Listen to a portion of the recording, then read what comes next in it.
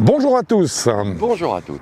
C'est le golf du Polo de Paris qui nous accueille aujourd'hui pour tester un club que vous attendez avec une grande impatience.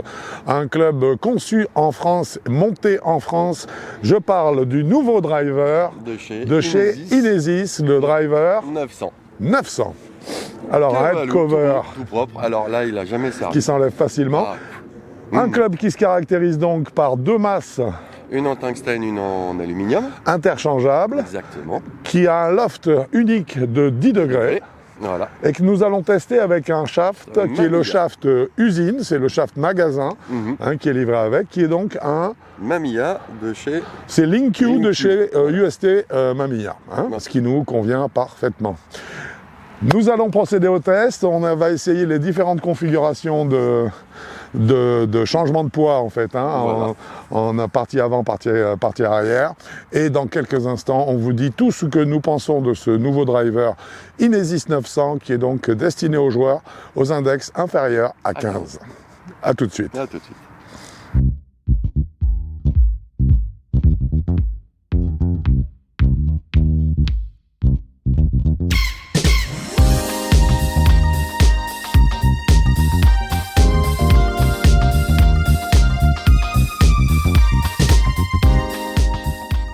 Eh bien, ça y est, ce driver 900 d'Inesis n'a plus de secret pour nous. Non, plus du tout. Parce qu'on l'a fouillé. Ah, on l'a bien travaillé. Un petit peu d'architecture Ah bah pour commencer. pour savoir comment c'est fait tout ça. Bah oui. Le driver Inesis 900 est annoncé comme étant le driver qui est destiné aux joueurs situés entre 0 et 15 d'index. Il vient donc exactement se positionner sous le driver 500 qui lui était réservé aux index selon 15, Inesis, 30. voilà, qui étaient compris entre 15 et 30. Donc un driver réalisé pour des joueurs un petit peu plus performants, ce qui va expliquer notamment le loft qui a été retenu, puisqu'on est sur un driver avec un loft unique, qui est un loft à 10 degrés pile. Tout rond. Alors, pourquoi ? Parce qu'en fait, ce loft, a priori, serait Le je mieux dirais, adapté, justement. Le mieux adapté, exactement. Pour les joueurs de 0 à 15, qui normalement ont une vitesse supérieure que les joueurs du dessus. Exactement, Donc, puisque, pour mémoire, le 500 était à 12 degrés. Était à par 12 exemple. degrés. Ouais. Et c'était bien trouvé. Absolument. Alors non seulement on a 10 degrés, ce qui est un loft qui correspond effectivement à la gamme de joueurs qui est recherchée, mais en plus on a un volume de tête de club qui est intéressant parce que pour une fois on n'est pas sur le sempiternel 460 cm3, voilà, puisque là on en a 13 de moins. Voilà, on est à 447 cm3. Centimètres cubes, donc une tête de club moins volumineuse. Pourquoi ? Parce que ça va permettre de créer un peu moins de résistance à l'air, donc plus de vitesse de passage. Si on augmente la vitesse de passage du club, on augmente la vitesse de la balle. La distance que parcourra la balle, voilà. Exactement. Et puis il existe en droitier-gaucher. Alors, bonne nouvelle également, Voilà. effectivement. Tout le monde peut l'avoir. Tout le monde peut l'avoir, droitier ou gaucher, vous le trouverez. Le corps de ce driver a été réalisé en titane 811, tandis que la face, elle, a été réalisée en titane 15. C'est une face de club en plus qui a été structurée, je crois. Voilà, il y a les faces forgées en nid d'abeille, et elle a été forgée assez par 4 matériaux. Voilà, c'est ça, par en fait 4 matériaux qui ont composé l'alliage de titane, qui est donc le fameux titane 15. Au niveau maintenant des poids, d'après ce que je vois, voilà, nous avons deux poids. Oui, vas-y. Un poids de 14 grammes en tungstène et un poids de 4 grammes en aluminium. Donc c'est au niveau de la semelle, un au niveau de la face et un au niveau du talon, qui sont interchangeables. Et plus on met le poids lourd à l'avant, plus la balle va avoir tendance à s'abaisser. Tout comme son taux de spin. Voilà, et si on inverse, on va avoir une meilleure stabilité puisqu'il y a plus de poids en arrière. C'est ça. Et le poids léger devant, donc une élévation aussi de la balle, avec une augmentation aussi du spin. Exact. Écoute, ton résumé était tout à fait parfait. Merci. Et donc, cette tête de club, avec les poids dont tu viens brillamment de nous faire la description, est dotée d'un shaft d'usine qui est un shaft LinkU de UST Mamiya. Voilà. Donc, c'est la marque, vous savez, qui fait le fameux recoil, qui a une grosse réputation depuis des années et des années. Donc là, il s'agit d'un modèle qu'on n'a pas encore vu, en fait, qui s'appelle le LinkU, tu l'as dit. Et qui a l'air efficace. Et qui est beaucoup plus rigide, on le verra, que celui qui dotait le driver 500 d'origine. C'est un peu logique. Voilà. Bon, bah écoute, je pense que là, globalement, on a fait le tour au niveau de l'architecture du club.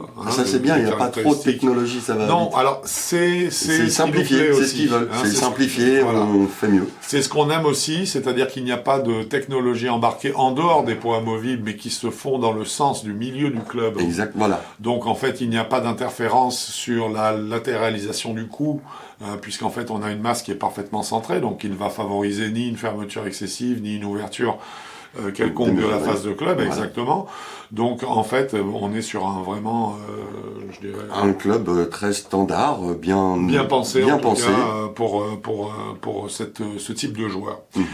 On sait également que, généralement, moins il y a de technologie embarquée, plus les sensations de frappe vont être mises en avant, ça on le verra plus tard. Oui. Et les sensations de frappe, ça fait partie aussi des choses qu'on recherche quand on est entre 0 et 15 index. Voilà.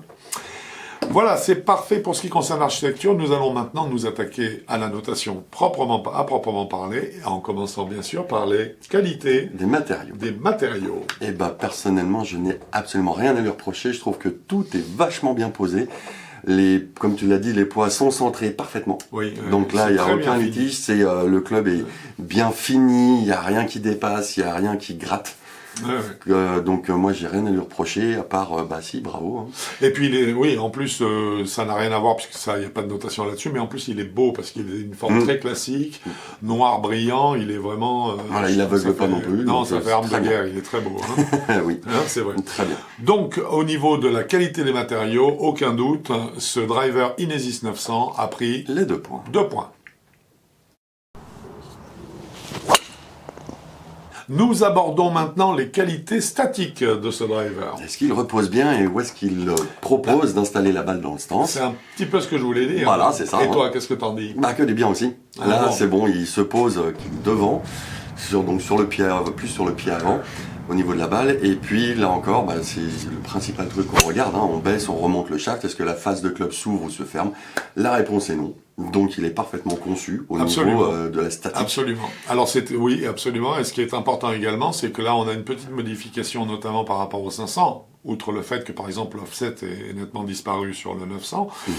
Ce qui est logique. Oui, ce qui est tout à fait logique, à savoir que la face du 500 par exemple était légèrement hook face pour éviter le slice, légèrement orientée à gauche. Celle-ci est parfaitement square. Ouais. Donc ça, c'est très agréable, c'est très appréciable, et c'est ce qui fait que donc, au chapitre des qualités statiques, nous avons attribué à ce club les 2 points. Les 2 points. Nous allons maintenant aborder les questions de stabilité, et ce qui veut dire qu'on va aborder les questions de moment d'inertie. Avant que qu'on en parle, il y a une chose dont je voudrais, sur laquelle j'aimerais attirer votre attention, c'est qu'il est évident que plus on va se rapprocher d'un driver qui est taillé, on va dire, pour les meilleurs joueurs, plus le moment d'inertie du club, théoriquement, devrait diminuer. Et aussi avec la taille de la tête. Alors, on a une taille de tête, ce qui est assez fréquent sur les drivers pour bons joueurs, qui déjà est réduite. Donc, ça veut dire qu'on a moins de volume, donc moins de surface aussi pour aller répartir des poids qui vont équilibrer la face au maximum. Oui. Mais également, cela signifie que, en termes de moi, la stabilité n'est pas forcément un atout pour le bon joueur parce qu'elle peut l'empêcher de, entre guillemets, faire travailler la face du club comme il le désire. Oui, longtemps. Ce qui fait qu'en fait, avec ce driver 900, nous avons ressenti un moment d'inertie, une stabilité générale qui était très bonne sur les coups décentrés, mais qui ne pouvait pas être à la hauteur du 500, par exemple. Non, pas à la hauteur. Et puis surtout, moi, ce qui là où on a senti vraiment la différence entre au niveau du moment d'inertie, c'est là qu'on sent que ça change énormément quand on intervertit les poids. Dès qu'on met le poids à l'avant, le poids de 14 grammes en tungstène, là, d'un seul coup, on sent que le moindre décentrage... Bon, on a de la place quand même, mais on sent que en descente, j'ai décentré, ça a vibré. Absolument. Donc, et après, on parlera des trajectoires après, mais c'est là déjà, il y a un petit quelque chose. Donc pour l'instant, pour avoir un excellent moment d'inertie, on met le tungstène derrière, l'aluminium devant. C'est clair. Et là, on a une tolérance maximale, voilà. Et une résistance au coup décentré maximale, c'est certain. En tout cas, nous avons dû prendre en compte cette instabilité liée, en fait, à la vocation, simplement, de ce driver, ce qui fait qu'en termes de points, nous lui avons attribué 1,75. 1,75 sur les deux possibles, même si malheureusement cette perte d'un quart de point est, je dirais, est liée simplement à la cible de joueurs que ce club va chercher. Voilà. Parlons maintenant stock option. Stock shaft, stock grip. Sans surcoût. Sans surcoût. Bah, c'est rare, de toute façon, chez Inesis. Voilà, ça c'est rare. Donc là, il y a un grip. Oui. Et il y a un shaft qui existe en 2 tailles et 3 rigidités. Ouais.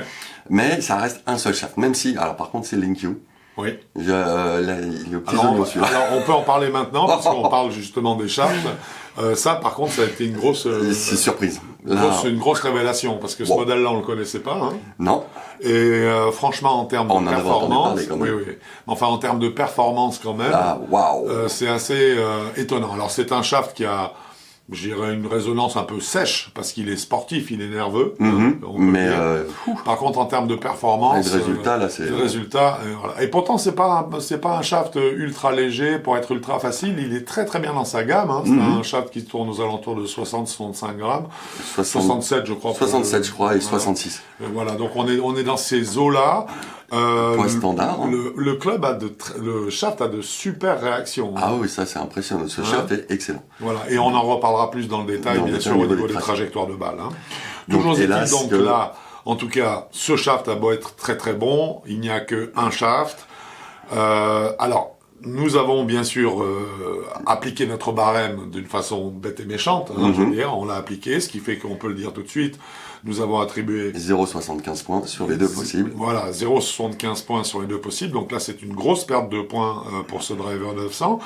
Mais ce qu'il faut prendre en ligne de compte, même si ça ne rentrera pas dans la note, c'est que ça fait partie du concept de vente d'Inesis, à savoir que on vous fournit un produit qui est supposé être le mieux adapté. Maintenant, on ne rentre pas non plus dans le détail de savoir s'il vous faut un point de flexion un peu plus bas pour vous ou un peu plus haut pour l'autre. Non. Donc il y a un shaft, c'est la politique maison. Elle est tout à fait respectable parce qu'elle a une logique et qu'elle fonctionne très bien. Nous, par contre, il est évident que ça nous a obligés de le pénaliser en termes de points. Voilà un chapitre qui plaît à tout le monde. Je parle de puissance et de smash factor. Voilà. Bon, on va couper court au suspense. Attends. C'est ton moment de gloire. Ouais, parce que pour une fois, c'est moi qui l'ai fait. D'habitude, le smash le plus haut, c'est quasiment tout le temps. Non seulement tu l'as fait, mais tu peux l'annoncer, t'en as fait un magnifique. J'en ai fait un magnifique, il était très beau, j'ai fait un 1,50, qui était pas difficile à atteindre en plus, on était toujours au-delà des 1,46. C'est ça, toujours très proche de 1,49, voilà. 1,49 c'est tombé à répétition. Comme depuis une pluie d'automne. Voilà, les seuls en fait qui ont été en dessous, c'est parce qu'on testait la stabilité du club, donc on descendrait, mais ces coups-là, on les compte pas. Du tout, on prend toujours le smash factor le plus haut, c'est ce qu'il est capable de rendre. Donc 1,50. Ça nous a donné un petit peu de data plus précis d'ailleurs, puisque ça nous a donné un carry. Ça t'a donné un carry de 235 mètres pour un club qui ne passait entre guillemets qu'à 108 miles. Voilà. Mais il faisait 0 degrés Celsius. Mais seulement il faisait 0 degrés Celsius. Alors, donc là, c'est normal. 0 degrés, 108 miles, 2,35 de carry. Très propre. Oui, le rendement du club n'est pas à mettre du tout en question. Il est évidemment parfait. Ce qui fait qu'au chapitre puissance et smash factor, nous avons forcément attribué les 2 points. Et là, je te la ressors, Quentin. Parlons spin. Oui, spin. Encore. Oui. Alors, dites-moi un petit peu quelle était notre moyenne. Chiffre. Oui, puisqu'on a pris la moyenne de tous nos meilleurs coups. On a viré tout ce qui était pas bien. On est à 3000 tours minute. Donc, c'est pas un low spin, mais il s'en rapproche très très fort. C'est pas un low spin, c'est un taux de spin qui est à 500 tours minute, ce qui est rien du tout, ce qui est à peine perceptible, juste au-dessus de la norme idéale, de l'idéal PGA, puisque là, on peut considérer que les gars sur le PGA Tour, c'est tous des low spin qui jouent. Oui. Mais en tout cas, ce qui est certain, c'est que 3000 tours minute, moi, ça me paraît... C'est parfait, surtout qu'il se dit pas low spin. Non, moi, ça me... non. Moi, je pense. Ça n'est pas un driver low spin, c'est un driver parfait pour les joueurs qui sont entre 0 et 15, ou on verra nous si notre gamme de joueurs correspond. Mais en tout cas, je dirais que c'est un club qui a du sens à ce niveau-là. Pour le public visé. C'est tout à fait juste. Voilà, exactement. Donc, parfait. C'est pour ça qu'au niveau du spin, là encore, il a pris les 2 points. Exactement.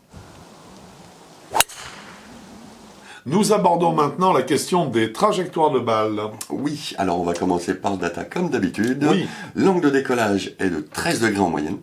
Voilà, 13 Pour degrés. un 10 degrés, c'est normal. Ça correspond à la gamme idéale pour les joueurs situés avec une vitesse située entre 95 et 105 miles. Voilà, donc on parfait. est tout à fait là-dedans.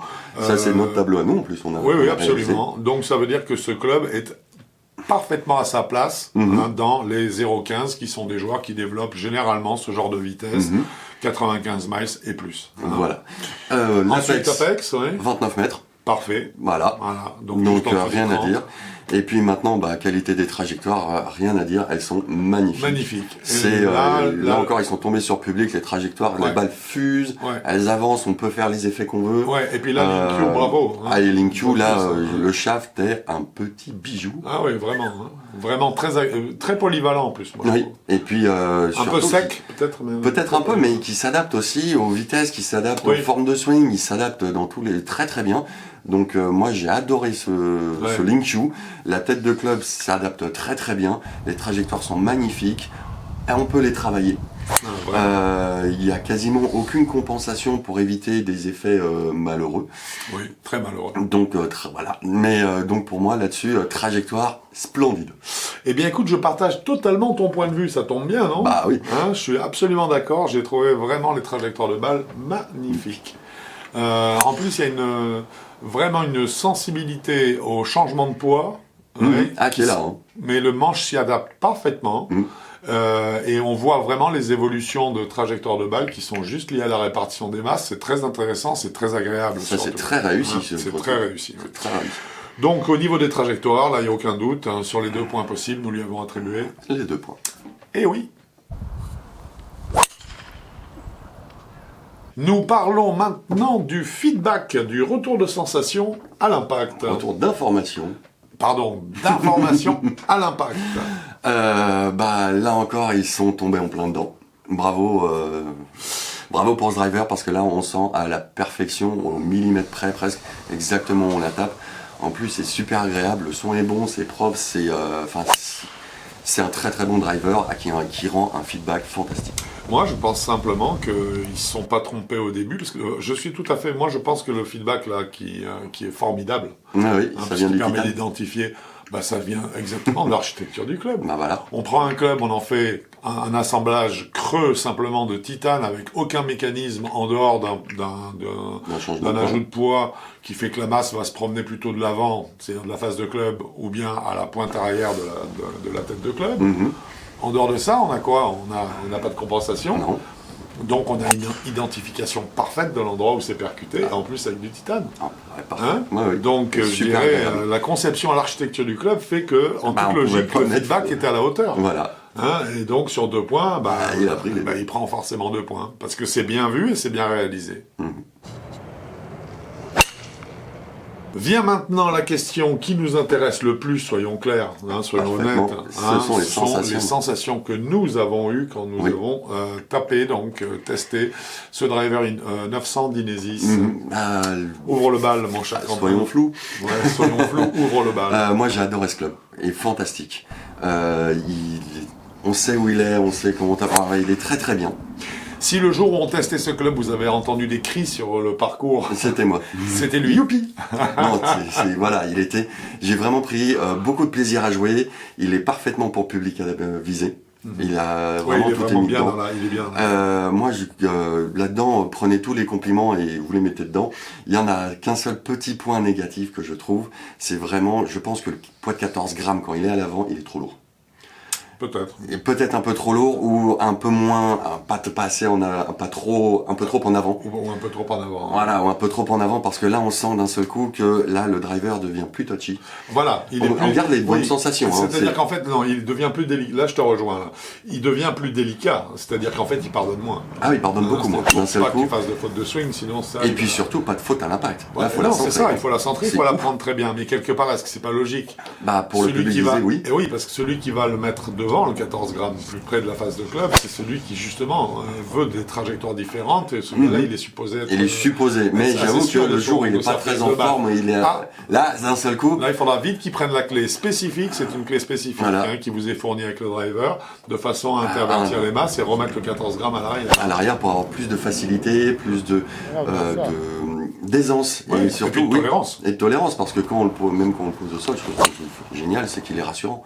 Absolument. Voilà, donc là, moi, j'ai vraiment préféré, en plus avec le poids lourd à l'arrière. Voilà, mais c'est très juste ce que tu dis, c'est un club qui est rassurant. Et ça, c'est très agréable, surtout quand on arrive sur des clubs un petit peu plus délicats à manier, qui concernent donc forcément les index les plus bas. Au bout du compte, ça donne une note, ça. Oui, ça donne une note. Donc on a un tout petit peu minoré.